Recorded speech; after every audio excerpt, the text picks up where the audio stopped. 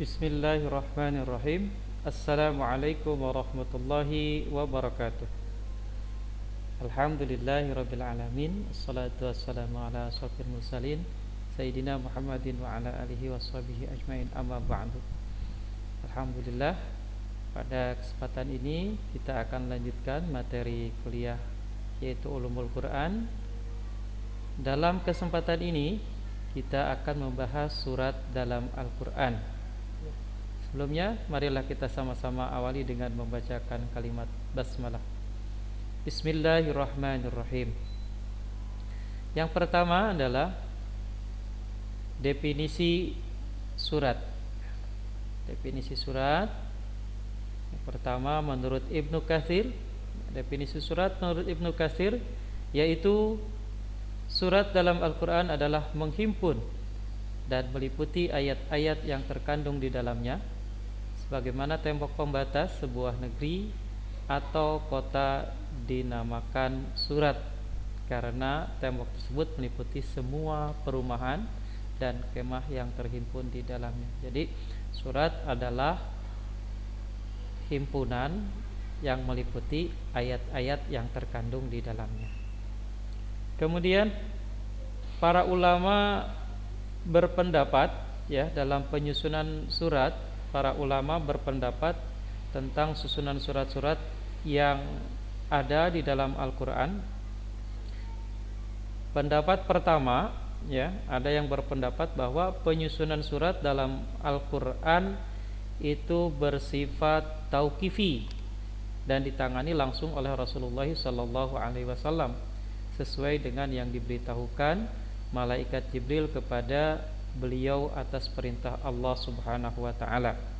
Nah, dengan demikian Al-Qur'an yang sering kita baca, yang sering kaum muslimin baca sekarang ini sudah tersusun surat-suratnya secara tertib berdasarkan petunjuk Allah Subhanahu wa taala, petunjuk Allah Subhanahu wa taala kepada Rasulullah sallallahu alaihi wasallam melalui malaikat Jibril sebagaimana penyusunan ayat-ayatnya. Imam Al-Bukhari meriwayatkan dari Ibnu Mas'ud, beliau berkata, surat Bani Israil, surat Al-Kahfi, surat Maryam, surat Thaha, dan surat Al-Anbiya termasuk yang diturunkan di Mekah dan yang pertama aku pelajari. Kemudian ia menyebutkan surat itu secara berurutan sebagaimana tertib susunan seperti sekarang ini.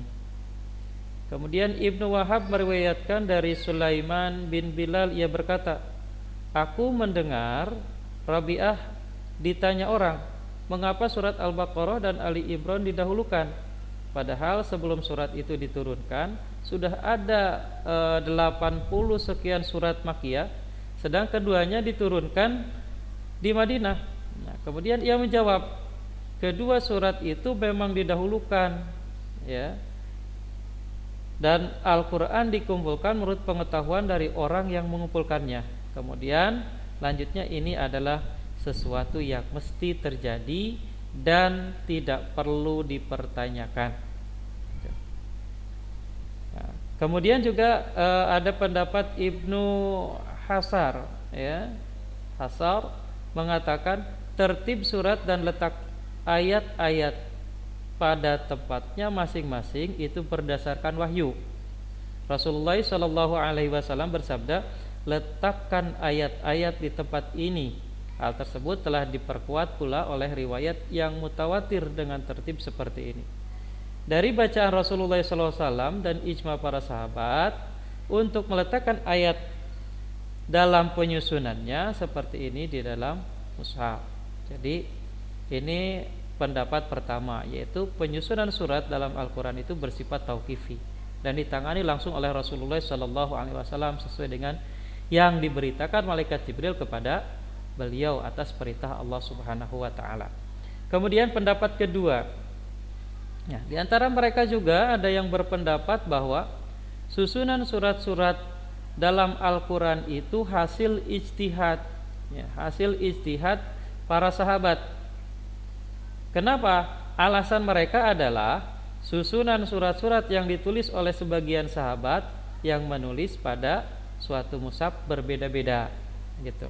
Seperti misalkan mushaf Ali bin Abi Thalib itu disusun ya, disusun berdasarkan tertib nuzul, yakni dimulai dari surat Iqra atau Al-Alaq, kemudian surat Al-Mudaththir, lalu surat Nun, surat Al-Qalam, surat Al-Muzammil dan seterusnya hingga akhir surat Makkiyah dan Madaniyah. Ya. Kemudian berbeda dengan mushaf Ibnu Mas'ud ya. Mushaf Ibnu Mas'ud ini disusun dengan dimulai dari surat Al-Baqarah, lalu surat An-Nisa, kemudian surat Ali Imran. Nah, sementara mushaf Ubay yang pertama ditulis adalah surat Al-Fatihah, lalu surat Al-Baqarah, kemudian surat An-Nisa, lalu surat Ali Imran. Nah, itu yang kedua, yaitu susunan surat-surat dalam Al-Quran itu hasil ijtihad para sahabat. Kemudian yang ketiga, nah, susunannya sebagian tauqifi dan sebagian bersifat ijtihadi. Jadi pendapat yang ketiga ini berpendapat bahwa sebagian surat Al-Quran susunan surat-suratnya bersifat tauqifi dan sebagian lain lagi bersifat ijtihadi ya, bersifat tauqifi dan bersifat ijtihadi. Nah, jadi ijtihad para sahabat. Alasan mereka adalah ya, karena terdapat dalil-dalil yang menunjukkan tertib sebagian surat pada masa Rasulullah SAW. Ya, mungkin pendapat ini berusaha untuk mengambil jalan tengah dari kedua pendapat di atas. Nah, Ibnu Hajar berkata, hal ini menunjukkan bahwa tertib surat-surat seperti terdapat dalam mushaf sekarang adalah tertib surat pada masa Rasulullah Sallallahu Alaihi Wasallam. Kemudian lanjutnya, namun mungkin juga yang telah tertib pada waktu itu hanyalah bagian mufassal, bukan yang lain. Ya, jadi dari ketiga pendapat ini, ya, dari ketiga pendapat ini, Syekh Manaul Qatan mengatakan bahwa yang mendekati kebenaran adalah pendapat pertama, yaitu yang berpendapat bahwa susunan surat-surat pada Al-Quran bersifat tauqifi. Karena hadis-hadis yang dijadikan dalil, pendapat kedua dan ketiga adalah hadis yang dhaif. Beliau juga berargumentasi bahwa ketika Al-Quran dikumpulkan pada masa sahabat Utsman bin Affan untuk ditertibkan susunan ayat dan surat-suratnya pada satu dialek, nah, umat Islam sepakat dan mushaf-mushaf yang ada pada mereka ditinggalkan.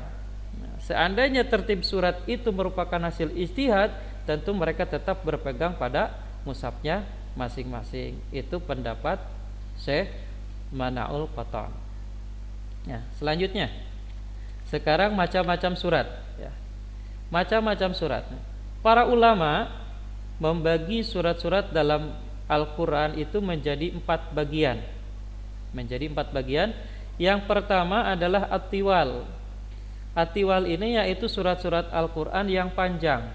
Nah, surat-surat Al-Quran yang panjang. Adapun jumlah surat yang panjang ini sebanyak 7 surat.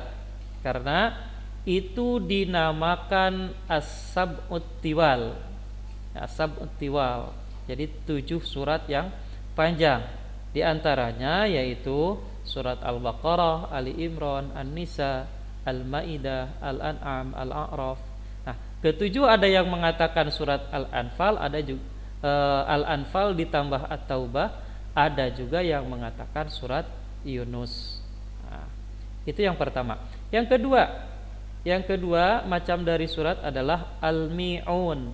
Al-Mi'un yaitu surat-surat yang jumlah ayatnya lebih dari 100 atau sekitar itu. Nah, itu yang kedua.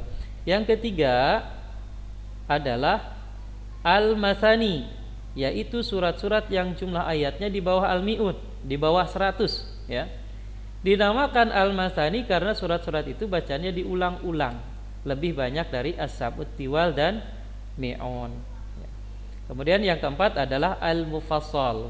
Al-mufassal yaitu surat-surat pendek dinamakan mufassal karena banyak fasal atau pemisah di antara surat-surat tersebut dengan basmalah.